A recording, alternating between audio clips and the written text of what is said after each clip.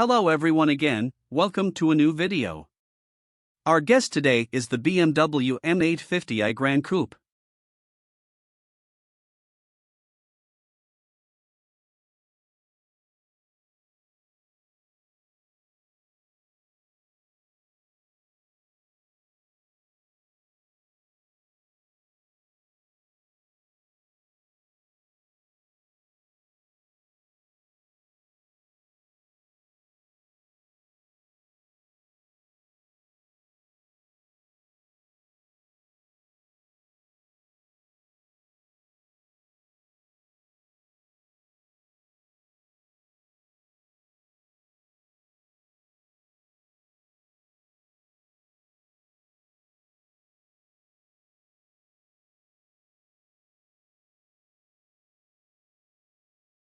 We will examine this beautiful car together.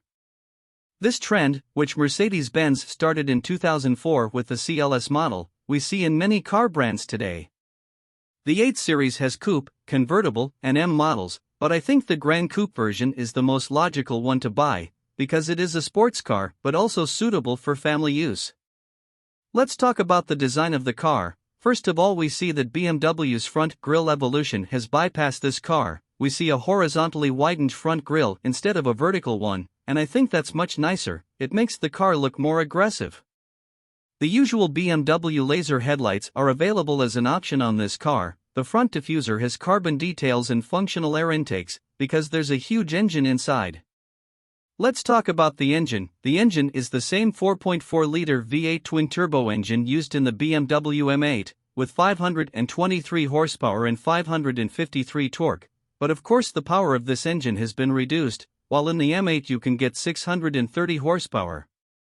The car can accelerate from 0 to 100 kilometers in under 4 seconds.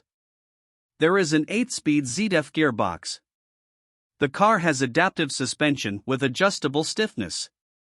The wheels of the car are 21-inch and the brake discs are 400 mm in diameter, but standard discs are used. The rear axles of the car can also rotate up to 3 degrees.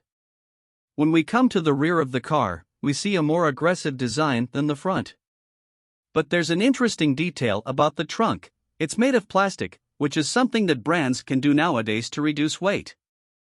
And this car is only 70 kilograms heavier than the coupe version, which is a very successful piece of engineering, considering how much it has grown in size. The trunk is a bit small, but this is a sports car and it has to be small because of the coupe form. The car is drive and has a locking differential on the rear axle, so it is an ideal car for drifting.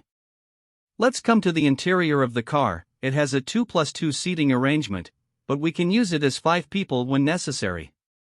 Head and knee room is a bit narrow, as you can imagine. Let's move to the front. When you sit in the driver's seat, you are greeted by an excellent interior. Another interesting detail about the car is that there is heating on the steering wheel and armrest.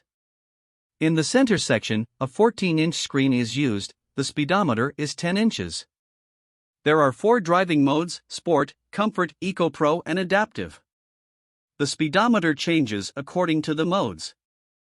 BMW appeals to a wide range of users. You can control the climate control panel with both touch and buttons, and with iDrive, you can use the screen in the middle without touching it, which shows how important a brand it is to offer this comfort to its users.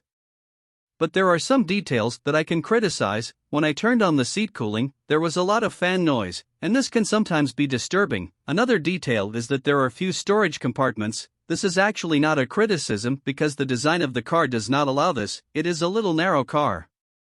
It has a Bowers & Wilkins sound system. I don't think there's any need to comment on the quality. The car has launch control, but it's so successful that you almost feel like the front end is lifting off the ground. You can't do it over and over again because the car is using the gearbox to its full efficiency to protect itself, but you really enjoy doing it. And that's the end of another review. And by the way, the car is currently priced at around $130,000 in the United States. Thanks for watching and see you in the next videos.